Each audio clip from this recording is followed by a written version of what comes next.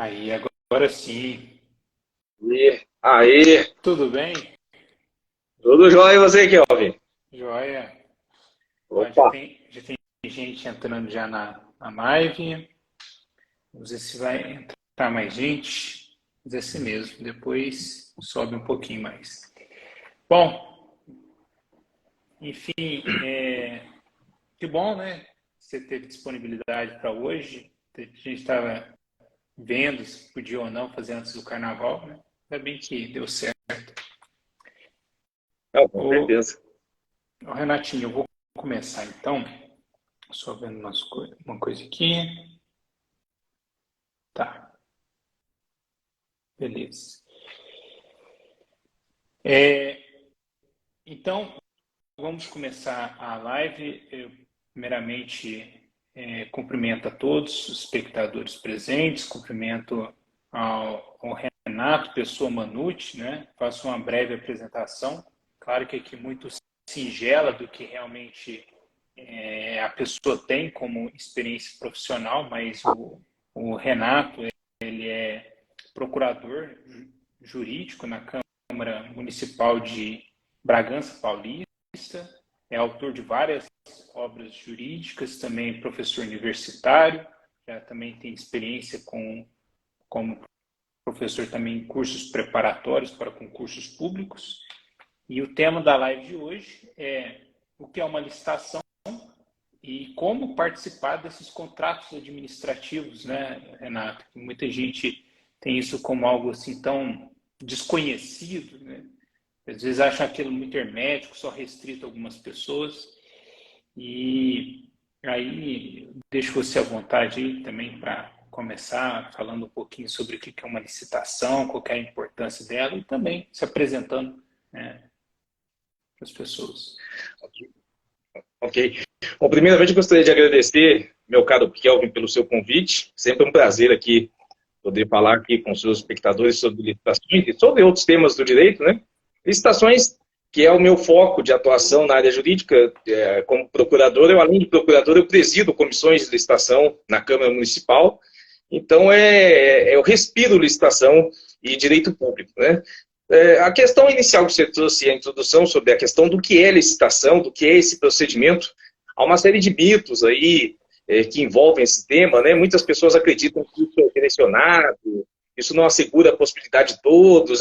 Há muitas notícias, né, que nós acompanhamos aí no noticiário do dia a dia falando de corrupção, situações que envolvem aí alguns desvirtuamentos das licitações. Mas a licitação é um procedimento que ele foi feito exatamente para, ao contrário de tudo que nós lemos, né? É um procedimento que garante a possibilidade de que todos possam fornecer produtos ou serviços ao poder público.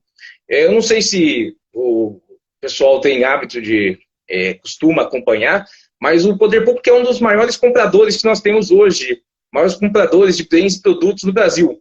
Estima-se aí, anualmente, a União gasta bilhões de reais em compras mediante licitação, contratações diretas, e isso é um mercado que todos estão abertos, né? Porque a licitação nada mais é do que um processo seletivo em que todos que queiram fornecer ao governo têm a oportunidade de participar. E aí, esse é um conceito bem singelo, né? Eu não vou trazer aqui, não vamos ficar discutindo questões jurídicas. Em linhas gerais, é um procedimento que permite a qualquer pessoa que queira fornecer um bem ou um produto de que o governo necessite, que ele pode participar, oferecendo o seu preço, e aí haverá uma concorrência evidente que, não, na verdade, quando nós contratamos, né, na iniciativa privada, você contrata na sua casa, você faz uma seleção do que é o melhor preço e você compra. A administração faz a mesma coisa, só que ela faz um procedimento um pouco mais burocrático, ela tem que pedir documentação, tem que analisar se essas empresas estão aptas a fornecer, e se estiverem aptas, ela vai selecionar aquela que oferecer a melhor proposta, né? Esse, em linhas gerais, é isso, meu caro Kelvin. Compreendi. Então seria assim, grosseiramente falando, para algumas pessoas, embora haja até uma modalidade desse tipo, mas é como se fosse um concurso, mas que a administração vai selecionar aquela proposta que seja mais vantajosa, assim, né? De certo modo, né? Seria Exatamente. isso, assim? Tá. E a gente perguntando nessa linha também, quais são os princípios assim básicos que regem uma licitação, né? Ela é pública, ela é sigilosa, como que funciona? Então, a licitação, o princípio primordial da licitação, aqui em linhas gerais a gente acabou falando sobre ele, é a questão da impessoalidade, né? Garantir que todos possam participar, a igualdade, que todos possam participar em igualdade de condições, né? É muito comum também a gente escutar no dia a dia, por aí, como um senso comum, as pessoas falarem que é direcionado, que tem pessoas, que há destinatários certos, mas, tecnicamente, não é isso que a lei prevê. A lei busca garantir que todos que tenham interesse possam participar. Isso nada mais é do que assegurar o princípio da igualdade. É um procedimento que é público. Na verdade, em algumas situações, né, por exemplo, em relação ao conteúdo da proposta, até a sua abertura, ele é sigiloso, mas isso é natural. Mas o procedimento em si ele é público, ele tem início com a publicação do edital e, a partir desse momento, todos os licitantes têm acesso a todas as informações, né?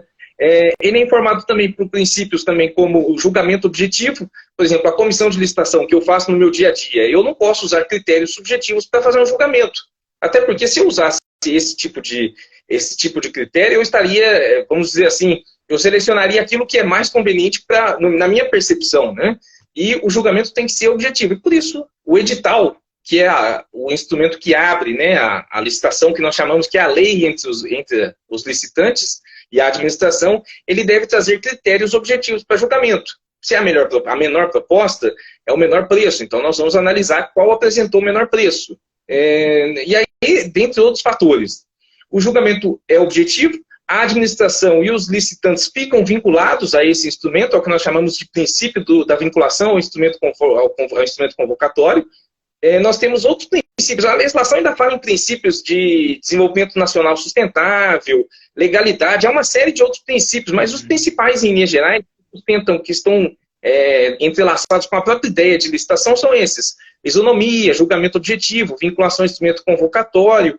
E nessa linha de questionamentos, nós, muitas vezes, embora nós tenhamos todo esse arcabouço, acabam, em algumas situações, na prática, nós acabamos acompanhando, eu, pelo menos, no noticiário, vejo situações que os pregoeiros, as comissões, muitas vezes, por próprio despreparo, acabam se afastando dessas diretrizes. É isso que eu ia te perguntar, assim, a gente vê muitas vezes a própria administração, o poder público, contratando, assim, artistas, né, para fazer alguns shows, fazer alguns espetáculos.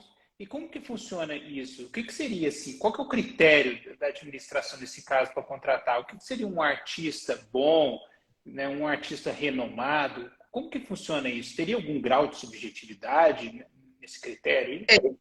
Então, quando nós partimos para essa análise, né, dessas contratações de artistas, nós vamos encontrar uma certa subjetividade, mas nós temos algumas situações que, por exemplo, se eu fosse contratar hoje uma banda cover eu encontro várias no mercado, mas banda cover de Beatles, tem vários, mas existem bandas existem bandas covers mais especializadas ainda, que tem uma notória especialização. Essas bandas que acabam se distanciando, se diferenciando nesse segmento, acabam tendo a possibilidade de contratação direta por inexigibilidade de licitação, que é uma outra forma de contratação, né? Nós estamos falando da licitação, é aquela situação em que o poder público ele necessita de um bem ou serviço que todos podem fornecer, né? Mas agora, quando eu penso numa situação em que eu preciso de um artista, ou então eu preciso de um artista específico, eu quero no show a Ivete Sangalo, então eu não há como fazer licitação, né? Então, nesse caso, eu tenho uma inviabilidade de competição. Lembrando, como você bem disse no início da live, é uma forma de concorrência, de um concurso. Só que se eu preciso de um bem específico, no caso, um show de um artista famoso específico, eu não posso, não há viabilidade de qualquer competição. Tem, realmente, aí como não tem como competir, não tem por que abrir um procedimento de licitação, né? Tá? Sim. E aí eu ia te perguntar também, se você pode explicar como que funciona todo esse procedimento, quais são as fases, né? E como que o poder público vai selecionar aquela melhor proposta, a proposta vencedora. Como que funciona isso na prática, no dia a dia? Então, meu caro Kelvin, a licitação, ela se inicia... inicialmente, a administração, ela primeiro precisa definir e isso é um procedimento interno, né? Até você perguntou da publicidade. Aqui é um procedimento interno que nós ainda não temos a publicidade aos demais interessados. Então, internamente, a administração, ela faz os procedimentos administrativos internos para definir qual objeto, o que ela precisa. Eu preciso de caneta, eu preciso de contratar um serviço, e aí eu tenho dinheiro, a administração tem que verificar se ela tem recursos orçamentários e financeiros, ela faz todo esse procedimento interno, e aí ela faz um edital.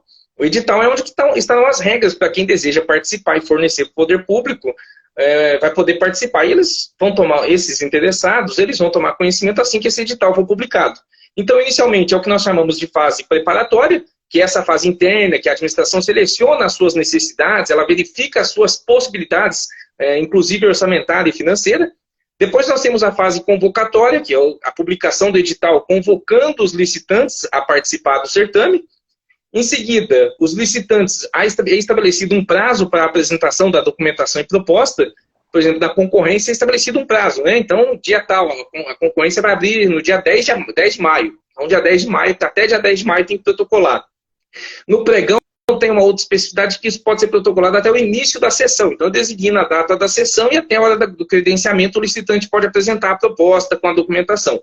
Em seguida, nós temos o julgamento. Na verdade, hoje, o procedimento hoje, a regra deles, com exceção do pregão, é que depois dessa apresentação dessa documentação, a comissão ela faz uma análise da habilitação, ela vai verificar se esses concorrentes têm documentos, estão regulares, têm capacidade jurídica para fornecer para a administração, e depois, superada essa fase, né, se todos forem habilitados, os habilitados nós fazemos o que nós passamos à próxima fase, que é a fase classificatória. Aí nós vamos analisar a proposta, propriamente dita, os preços, conforme os critérios do edital.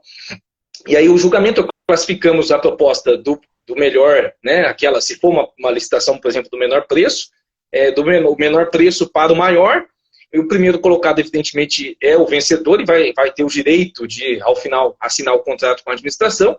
Só que antes disso, depois do julgamento, cabe o que nós chamamos de uma fase recursal. Administrativamente, ainda é possível recorrer da decisão da comissão ou do pregoeiro, e esse recurso vai para uma autoridade superior, que julgando o recurso, depois nós não temos, tecnicamente encerra-se com o julgamento do recurso, segue-se a homologação e a adjudicação, e aí em seguida vem a assinatura do contrato.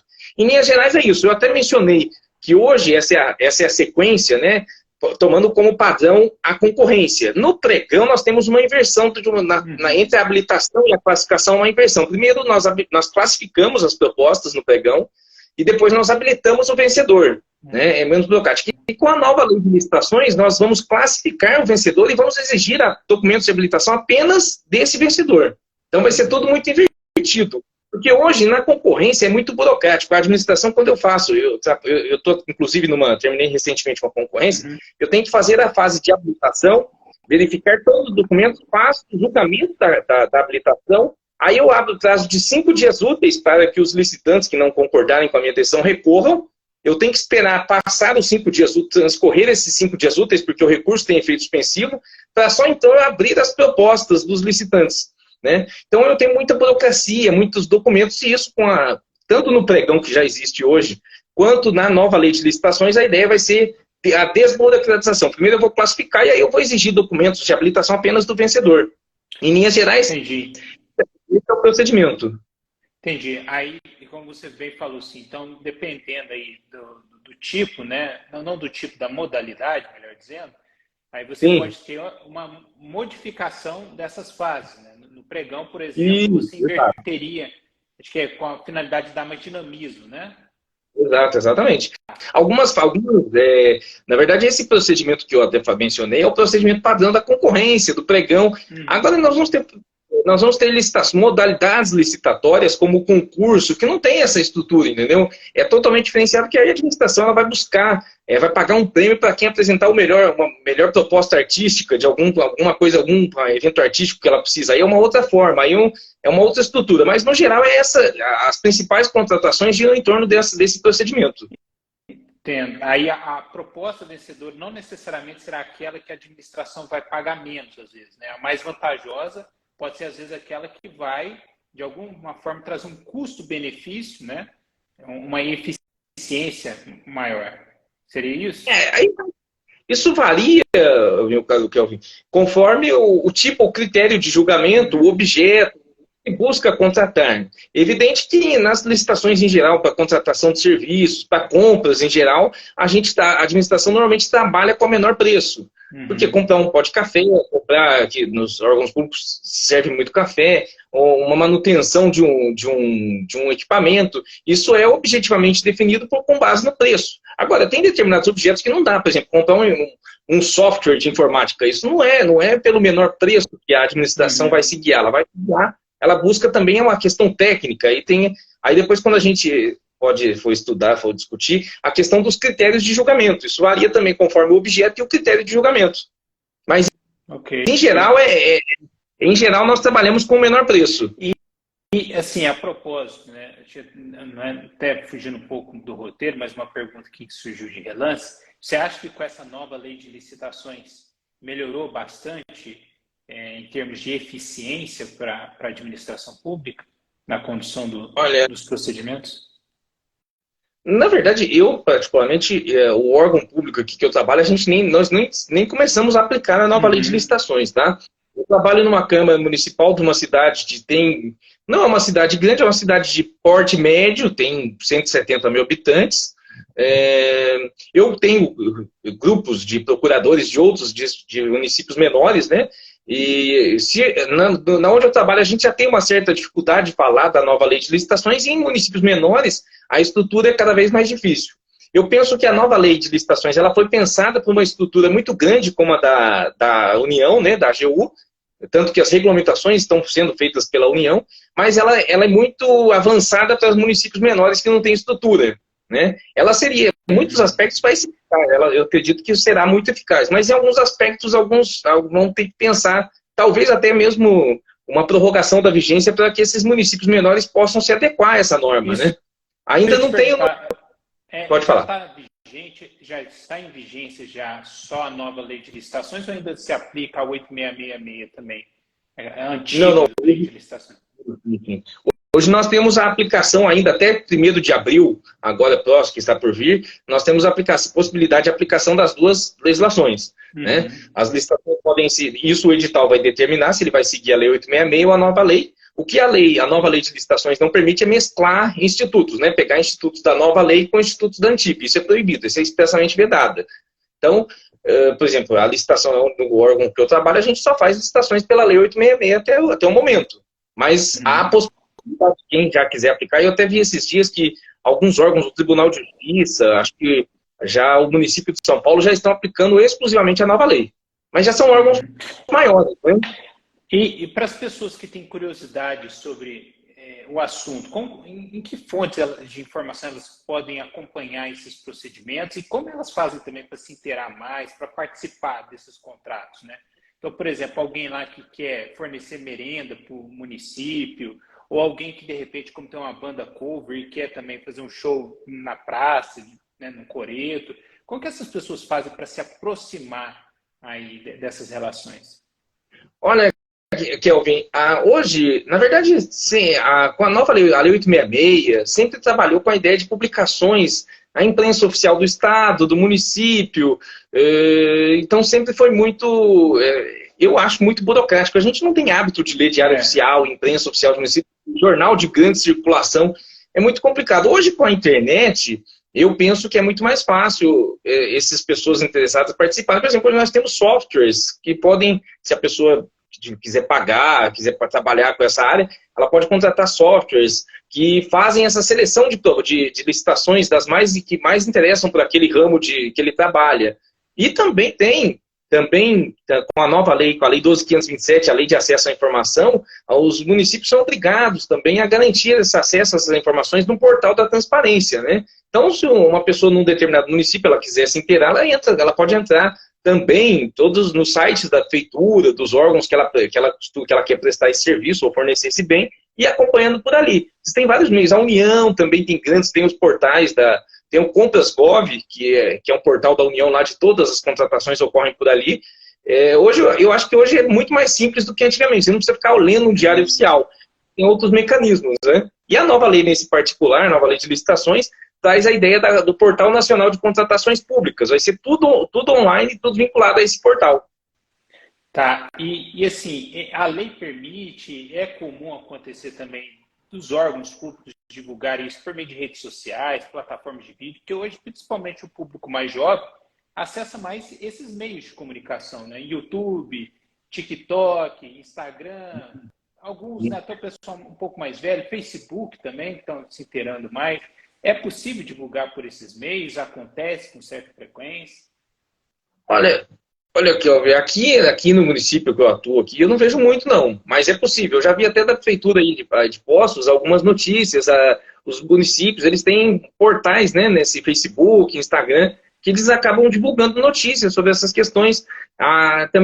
Também é um outro meio, mas para obter as informações completas seria mesmo mais direto no site. O que pode acontecer é o município publicar alguma notícia sobre uma publicação de um edital, e aí o interessado tem que pela internet, buscar direto no site do município, porque é inviável publicar o edital, às vezes é muito longo você colocar nessas redes sociais. Uhum. Porque eu perguntei assim, até porque concurso público é muito difícil para a gente se informar, né, hoje em dia, assim, com uma publicação de um edital ali, né, em frente ao prédio da prefeitura ou algo assim. Hoje, normalmente, a gente fica sabendo mesmo pela internet, né? E você chegou a tocar ali sobre o compras.gov.br, né, que seria um portal ali da União, né, de licitações e contratos. A pessoa, por exemplo, acessando esse site, ela consegue, de algum modo, participar efetivamente desses contratos, ou pelo menos ter a chance, né, de ser contratado?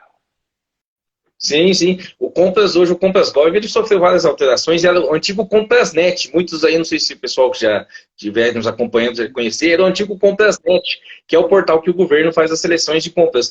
No Compras.gov, você pode selecionar muitos órgãos públicos, estaduais e municipais também realizam compras ali, utilizam a plataforma do governo federal para fazer licitações. Então tem lá no portal, e tem tutoriais na internet fácil de serem acessados, que você consegue pôr lá você põe o nome do estado, do município, e aí ele te direciona para as licitações, se aquele órgão promove alguma licitação por ali. Aliás, eu acredito que até, voltando na questão da nova lei de licitações, muitos municípios vão ter que migrar mesmo por esses portais do governo federal, e a nova lei de licitações, já prevendo talvez essa situação, permite que realmente sejam feitos convênios entre União, estados e municípios, para que seja utilizada a plataforma do governo federal. Hoje, isso já é uma realidade, a nova lei de licitações veio a chancelar tudo isso, né? Então, ali o Compras.net, ele permite N participações. Você tem que fazer um cadastro, tem uma série de requisitos formais da empresa, ou pode se cadastrar também como pessoa física, e aí você faz os cadastros, e aí você seleciona as licitações, aí tem todo um passo a passo, você consegue participar por ali. Tá, aquela conta do .gov.br que todo cidadão deveria ter, ele consegue ali acessar. Exatamente. Hoje Exatamente. Tem visto que cada vez mais a União utiliza esse cadastro, né? Hoje eu entrei no próprio site da NPI, tinha que usar o .gov.br. Né? Eles reformularam o nome de Compras.net exatamente passou a utilizar como Compras.gov, exatamente por causa do Gov, tirar o Compras.net, para unificar nesse sentido que você está falando, Kelvin. Em muita plataforma, né? O consumidor.gov.br, que o pessoal conhece também, então está ficando muito famoso, né? E, Renato, mais uma coisa também. Caso algum cidadão aí desconfie, algum cidadão também discorde de algum critério ali adotado pela administração na seleção de um determinado fornecedor, a quem recorrer? Essas pessoas, como elas podem denunciar? Quais órgãos elas podem buscar para poder questionar isso, a lisura desses procedimentos? Olha, Kelvin, existe um mecanismo que muitos, até na área jurídica, na área que muitos advogados às vezes não conhecem, que é uma área muito específica, que é uma representação para o Tribunal de Contas. A Lei 866 permite, e a nova Lei de Licitações também reproduz isso, a possibilidade de questionar, por exemplo, eu posso insiro no edital uma determinada exigência que está em desacordo com a Lei 866, é o que nós chamamos, muitas vezes acontece de colocar algumas exigências para direcionar o certame para uma determinada empresa. O licitante que se sente prejudicado, ele pode representar Primeiro, ele pode impugnar o edital administrativamente e pedir para a autoridade rever o edital, alterar, corrigir aquele ponto. Acontece que muitas vezes isso é feito e não surte o efeito desejado. Aí ele pode se valer dessa representação para o Tribunal de Contas, que é um mecanismo extremamente eficaz, e conseguir. Há a possibilidade, inclusive, do Tribunal de Contas suspender essa licitação até que seja corrigido esse defeito. Hoje, isso está explícito hoje na nova lei de licitações, mas também na 866, a maioria dos tribunais de contas tem procedimentos. Aqui em São Paulo, é o procedimento de exame prévio de edital. A licitação pode ser suspensa, a abertura suspende-se enquanto não houver a correção do determinado vício que for apontado pelo tribunal. Para quem trabalha, milita na área comum, é um instrumento muito poderoso, muito importante. Pena que muitas pessoas não conhecem, né? E é um instrumento que não precisa de advogado. Não só o licitante pode, como qualquer cidadão pode impugnar, pode representar o Tribunal de Contas pedindo providências para correções. Além, claro... Essa mera impugnação já suspende ou não? Depende mesmo de uma... Ela então, é automática? Quando eu impugno... Sim. Quando impugna-se determinada cláusula do edital, a administração tem um prazo, são 3 dias úteis na nova lei, no pregão é 2 dias úteis para julgar essa impugnação. É muito rápido. Se não houver o julgamento da impugnação, e o licitante ele pode participar e ele não pode ser prejudicado por eventualmente essa questão não ter sido julgada. Isso tratando de uma questão que a gente fala de algum requisito exigido. Agora, quando o problema é no próprio objeto da licitação, aí eu acho que a questão é mais ir para o Tribunal de Contas mesmo, para forçar o órgão a mudar o objeto que esteja restringindo a participação, entendeu? Que muitas vezes pode ser que essa impugnação não surta esse efeito desejado. Isso é curioso que eu cheguei a ver, se não posso mencionar a cidade aqui nas proximidades, mas que houve apenas um interessado numa concessão pública de transporte urbano e transporte coletivo, e aí acabou o Tribunal de Contas de Minas suspendendo aquele certame lá, e tem um interessado apenas, né? Então, será que seria inviabilidade de competição mesmo, né? Será que não teria nenhum outro ali interessado também a apresentar a sua proposta? Enfim, você mencionou o Tribunal de Contas, né? E você poderia falar também, já aproveitando que a gente está com um pouco mais de tempo, como funciona? Seria possível também provocar esses órgãos, tipo Controladoria Geral da União, uma Controladoria Geral junto ao Estado? Teria no âmbito dos municípios um órgão assim também? Qual o seu papel? Ministério Público, né? O Ministério Público de Contas, esses órgãos, eles têm intervido, têm essa função também? Sim. Os órgãos de controle interno que nós chamamos na administração, que aí você citou o principal no âmbito da União, que é a CGU, a Controladoria Geral da União, né, que acho que é a mais estruturada hoje nós temos no âmbito federal. Nos âmbitos municipais, as controladorias, controles internos ainda é muito incipiente. No Estado, nós temos, nos estados, talvez nós já tenhamos aí nos estados e municípios um pouco maiores, uma controladoria interna um pouco mais eficaz, mais atuante, e essa controladoria interna ela pode internamente ser provocada para corrigir um defeito. Além do que, você também mencionou os órgãos de controle externo. O Ministério Público pode ser provocado, e uma das atribuições do Ministério Público é promover aí o interesse público, que essa contratação seja adequadamente perseguida, observando esses princípios que nós mencionamos aqui, porque todo direcionamento prejudica o interesse público, prejudica a seleção da melhor proposta, que em última análise é um dos principais objetivos da licitação.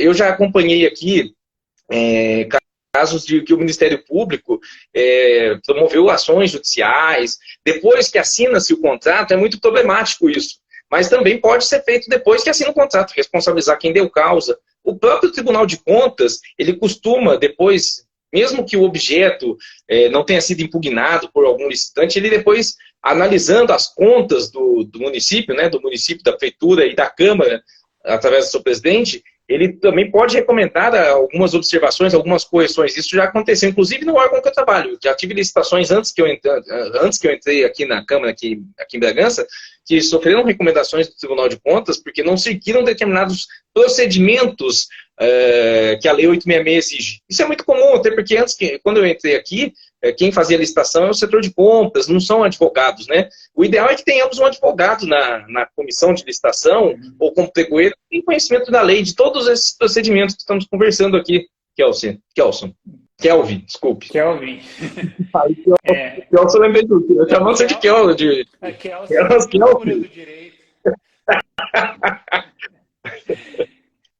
Mas é interessante o que você comentou, né? Então, assim, tem vários órgãos, mesmo assim, que são legitimados a promover esse controle, que você vê que apesar, né, dos escândalos de corrupção, o que não falta são meios para poder controlar e apurar, né, essas irregularidades, né? Contrário com certeza. Do que a gente imagina, né? E também, esse título de curiosidade, a gente falou aqui dos mais comuns, mas queria saber se também a Polícia Federal, a Polícia Civil, nesses casos, elas atuam também. A própria Defensoria Pública teria alguma participação nesse sentido? A Defensoria Pública tem ganhado aí uma certa proeminência, muito parecida com o Ministério Público em alguns aspectos. Seria possível a própria Defensoria Pública, tanto da União quanto dos Estados, também questionar algum procedimento licitatório, ou não ocorre com tanta frequência? Olha, eu acho que acaba escapando um pouco das funções institucionais, né? Porque normalmente quem participa de licitação são empresas que não necessitam desse assessoramento jurídico, né? Que tem condições de pagar advogados. Eu acho que a defensoria fica um pouco afastada. A defensoria, evidente, participando do procedimento como assessorando algum licitante. Agora, a defensoria pública, os órgãos, a defensoria, quando contrata, na sua autonomia administrativa, que ela contrata algum bem ou serviço, ela faz licitação. Aí é uma outra questão. Assessorando aqueles necessitados, né, que a Constituição exige, que é uma das funções institucionais que a defensoria faz, eu acho muito difícil, até porque como eu disse, é muito incomum pessoas físicas participarem de licitação, pessoas que não têm condições, né? Porque normalmente o empresário ele tem que ter uma certa estrutura para poder fornecer ao serviço público, né? Fornecer um bem ou um serviço. Então, eu não vejo a possibilidade de participação da defensoria. Polícia Federal e órgãos policiais atuam em questões envolvendo fraudes, né? Crimes. E aí eu poderia pensar... exatamente. Eu poderia pensar na questão da Polícia Federal quando eu tenho uma licitação, embora promovida por um órgão municipal, mas que envolve uma verba transferida da União. É um valor federal que envolve o interesse da União. Aí podemos pensar numa atuação da Polícia Federal, mas aí seria uma persecução penal em relação a fraudes, que isso acontece muito também, comumente noticiado aí nos meios de comunicação, esses tipos de fraudes, que envolvendo aí bens e valores transferidos pela União. Uhum. Ô, Renato, então, acho que eu esgotei as perguntas aqui, você respondeu muito bem, né, com bastante profissionalismo aí que você tem, com bastante repertório, né, e agradeço as pessoas ainda que ficaram na live, né, e se alguém tiver alguma pergunta aí também, fique à vontade para fazer. E a gente está com meia hora de live. Tá, e aproveitar o ensejo, você também comentar, agora que me surgiu de relance, quais são, de que formas pode o gestor público ser responsabilizado, né? A gente sabe aquela clássica, né? Civilmente, administrativamente e criminalmente. Teria outras formas de responsabilização também? Sim, além dessas que você citou, meu caro, a lei de improbidade administrativa tem vários tipos, né, que o gestor pode incorrer, inclusive fraudar a própria competitividade do processo licitatório, além de crime previsto hoje no Código Penal, nós podemos tipificar condutas lá na lei de improbidade administrativa. Lembrando que a lei de improbidade ela é uma sanção cível, né, tem natureza cível, mas são sanções vamos dizer assim, pesadas para o gestor, né? Nós temos também, além dessa possibilidade, nós temos situações de enriquecimento ilícito, situações que envolvem corrupção também que podem ser tipificadas como improbidade, embora com as reformas que nós tivemos aí, houve uma certa mitigação aí na aplicação da lei de improbidade. Mas é possível, sim, posso ter um mesmo ato, pode ensejar a punição civil, que é a reparação, a punição criminal, por crime eventual, a sanção aí de privativa de liberdade, e a sanção da lei de improbidade, que aí nós podemos ter aí a suspensão dos direitos políticos, a suspensão dos direitos políticos que o agente político, o agente público é a pena de morte, né? Não pode, ele fica por impossibilidade de exercer cargos públicos, a inelegibilidade, desculpe agora para os agentes políticos, né? Não pode concorrer a outros mandatos, é muito comum nesse tipo de ilícito. Ressarcimento ao erário, perda dos bens e valores acrescidos, salvo engano, essas são as principais sanções que a lei de improbidade prevê. É interessante, porque no Brasil se fala que é muita impunidade, né? Mas o que não falta são esferas de responsabilização. Você falou da civil, você falou da criminal, administrativa, tem a por improbidade, tem também a do Tribunal de Contas, né? Sim. E em alguns casos também crime de responsabilidade, né? Sim, exatamente. Por exemplo, aqui no âmbito que eu trabalho, o âmbito municipal, o prefeito pode incorrer em crime de responsabilidade lá pelo Decreto-Lei 201, de 67. Sim, perfeito. E se o Tribunal de Contas tiver algum parecer, alguma decisão contrária a uma determinada contratação, isso chegar à Câmara Municipal, a Câmara Municipal ela é obrigada a acatar aquilo ou não? Ela pode rejeitar? Como que funciona? Então, quando o Tribunal de Contas, nós temos um edital, uma licitação impugnada, no Tribunal de Contas, essa decisão do Tribunal de Contas, normalmente ela volta para o Poder Legislativo, ela já vem suscetível de revisão. A Câmara tem que só dar aplicação, cumprimento. E os vereadores, no exercício da função fiscalizatória, podem aí passar, se for uma licitação, por exemplo, da prefeitura, podem cobrar a responsabilização dos envolvidos, porque quando eu tenho um direcionamento, alguma restrição, eu tenho servidores e agentes políticos envolvidos, né, nesse pano de fundo. Isso pode ensejar punição ao servidor, que se ele tiver evidente, se comprovar dolo, culpa, esse servidor pode também ser responsabilizado, e ao agente político que ele pode incorrer em crime de responsabilidade, improbidade administrativa, tudo a depender da situação hipotética. Mas esse exercício fiscalizatório existe por parte do Poder Legislativo, é muito importante. Na verdade, até como a gente está conversando aqui, existem muitos mecanismos, né? Mas muitas vezes as pessoas não sabem do poder que tem para fiscalizar, o que existe em suas possibilidades. Essa da licitação mesmo, eu sei que é muito incomum. Eu sei de empresas. Empresas sabem utilizar muito bem essas representações, essas impugnações administrativas. Mas, na prática, mesmo o cidadão, que é quem efetivamente tem a soberania, né, o poder que emana dali, que ele pode exercer, muitas vezes ele não sabe dessas faculdades. Uhum. E, agora, sendo um pouco polêmico, você acha que com a nova lei, né, de improbidade administrativa, houve um retrocesso no combate à corrupção ou não? E foi necessária até uma decisão recentemente do Supremo, né, aplicando, né, alguns entendimentos passados, né, da antiga lei. Né? O que você achou assim? Você acha que houve uma certa contenção legislativa nesse sentido ou não? Então, a lei de improbidade, essa reação do Legislativo é uma reação natural ao que aconteceu. Porque quando saiu a lei de improbidade em 90, nós tivemos um início muito acanhado, depois houve o STJ, sobretudo o STJ nas interpretações, vinha caminhando em alguns aspectos num viés muito punitivista.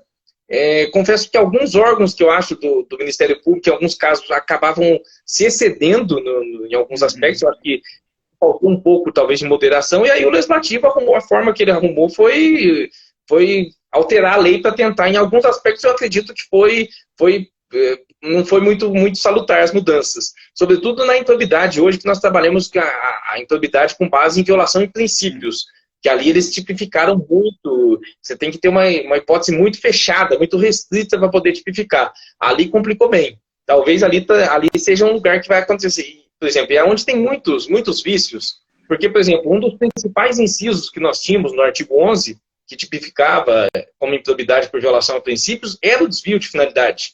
E o desvio de finalidade foi revogado, simplesmente tiraram ele, revogaram e passou a falar, tem que ter previsão expressa. Então, é complicado. Alguns aspectos realmente vieram para corroborar o que nós já tínhamos na prática, acabar com a improbidade culposa, realmente é importante.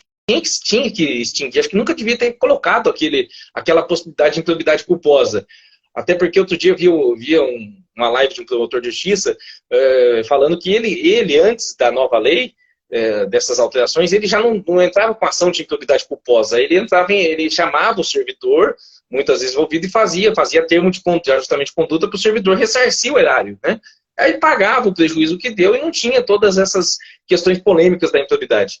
E aí, algumas questões, por exemplo, acordo de não persecução civil, eu acredito que foi importante trazer essa questão negocial para a lei de improbidade, que embora tenha vindo agora, já tinha uma discussão que já se tentou implementar essa questão negocial na lei de improbidade desde 2015, salvo engano, quando veio a lei de responsabilização das pessoas jurídicas, lá, a lei de anticorrupção.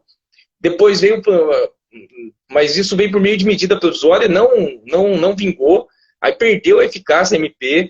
Aí no pacote anticrime, na lei do pacote anticrime, a 13964, inseriram na lei de improbidade a possibilidade de fazer o acordo de não persecução civil, só que o presidente vetou todas as condicionantes. Então ficou muito manco. E agora, com a nova lei, nós temos o acordo de não persecução civil, que já se tornou uma realidade. O STJ já aplicou, inclusive, em casos que estavam em sede recursal especial, né? Então, alguns pontos são positivos, outros nem tanto. Alguns nós vamos ter algumas... o judiciário vai entrar modulando, igual a gente já viu aí na questão da retroatividade, que gerou muita polêmica. Eu acho que realmente a retroatividade integral, da forma que vinha se pensando, seria prejudicial, porque a coisa julgada no processo civil, o processo civil não é igual ao processo penal, que você tem a revisão criminal a qualquer momento. Nós temos momentos de estabilização no processo civil, e aí o Supremo veio e vem trazendo luzes sobre essas aplicações. Eu acho que o judiciário vai ponderar muito sobre isso. Mas tem questões que eu acho que vão ficar em aberto. Por exemplo, até a gente falou de violação a princípios. Por exemplo, o assédio moral. O assédio moral era perfeitamente tipificável como improbidade por violação aos princípios. Hoje, já se discute sobre a possibilidade, a dificuldade de enquadrar como improbidade. Inclusive, se eu não estou enganado, o Ministério Público Federal está com muita dificuldade naquele caso da Caixa Econômica Federal, aquele ex-presidente da Caixa, quando era o presidente no outro caso. Que várias denúncias contra ele de assédio, né? Sexual, não é nem moral, não, né? Sim, assédio sexual. Sim. Realmente. Mas, Renato, muito obrigado aí pelos seus comentários, pela aula, o show que você deu aí, né? Explicou muitas coisas aí que muitas vezes são desconhecidas, principalmente pelas pessoas que não são da área jurídica, né? E apesar da relevância, né? Uma licitação pública está presente no nosso cotidiano o tempo todo e a gente nem percebe, né? Quando você, por exemplo, pega um transporte público ali, aquilo ali, houve uma licitação, né? E até quando também não... E às vezes, assim, até um show também, a pessoa vai frequentar lá na praça, lá tem que ter todo um trâmite desse aí, né? Sim. Realmente envolve tudo que a gente não percebe muitas vezes essas questões, mas elas estão no nosso cotidiano, são temas sensíveis. Desculpe, Kiel. Mas perfeito. Eu que agradeço também a possibilidade de estar aqui. Para mim é um bate-papo. Licitações, se quiser, a gente fica aqui por um bom tempo, porque é o dia a dia do que eu faço em todos os momentos. Além de fazer, eu ainda analiso. Muitas vezes sou consultado até sobre alguns parlamentares, né? Que aí a minha função de assessoramento vem me perguntar de licitações que o poder público promove da prefeitura, que estão em desacordo, se está correto.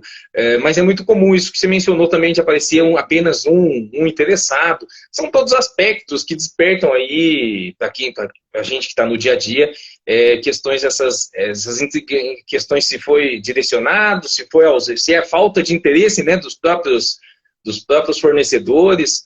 Porque normalmente esses contratos, por exemplo, você citou, contratos de concessão de transporte coletivo, são licitações de milhões, vultosos valores, né? Milhões, eu falo em milhões que a gente fala, é muito dinheiro. Né? Normalmente não costuma aparecer um só, aparecem muitos. Né? Então, e isso depois acaba se espraiando até por questões judiciais, acabam se judicializando e assim sucessivamente. Mas, assim, a gente está à disposição quando você quiser fazer outros encontros, a gente pode falar mais de licitações, de improbidade. Falamos com certeza outros assuntos aí, inclusive você vindo aí para Poços, aí a gente toma um café aí. Não, eu vou amanhã para aí. Hã? Beleza. E, ó, Amanhã à noite estou aí. beleza. Aí, Tá de bom? marca, então. Tá. Alguém que pergunta? Obrigado. Só algumas pessoas só que agora estão, né? Um assunto mais específico, né, o Renato? Mas apesar da sua densidade e importância, infelizmente não são tantas as pessoas assim que se interessam tanto quanto a gente, né? Exatamente. Enfim, Enfim. a nossa parte estamos aqui. Obrigado. Tenha uma boa Eu que agradeço. noite. Bom Boa final de noite. semana, bom feriado. Obrigado, você também.